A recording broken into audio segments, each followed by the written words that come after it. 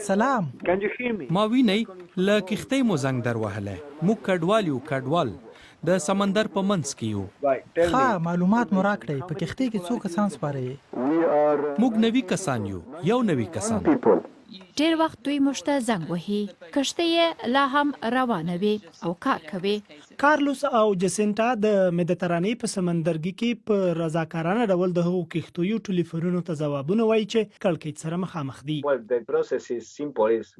پروسه ډیره ساده ده. ټلیفون راته وکړي، موږ د ځایګي پوښتنه ترې وکړو او بیا له سمندري ساتونکو سره اړیکه نیسو. خو هغه شپه هغوی چې باید د ژغورنې چاره یې همغږې کړې وای ځواب نه وایه. کښتۍ د لیبیا په اوبو کې وه. دوی د لیبیا د سمندري ساتونکو شپږو بیلابیلو شمیرو ته زنګونه ووهل خو هیڅ ځواب یې ترلاسه نه کړ.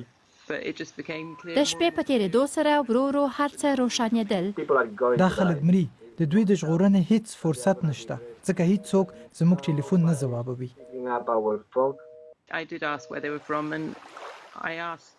ما ترې وپوښتل چې د کوم ځای دی او دا مې هم وپوښتل څه ډول خلکو ته ورته دي.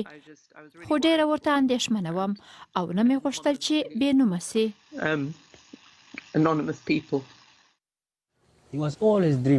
هغه ډیر خوبونه لرل او تل یې په اړه خبرې کولې. غوښتل یې اروپا ته ولاړ شي او هلته ډاکټر شي.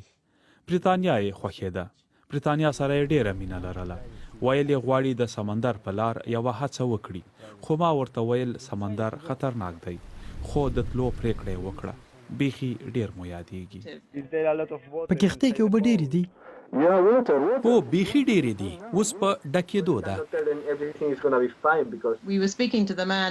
موږ له هغه سړي سره خبرې کولې او هغه چیغې وهلې چې په اوبو کې خلک پراته دي او وروسته یې غږ ورک سو.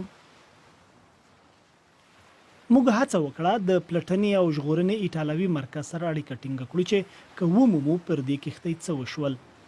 خو هغوی یوازې یو څه راته وویل او هغه دا چې د نړیوالو قوانینو له مخې د ژغورنې له نورو مرکزونو سره معلومات شریک کړي دي.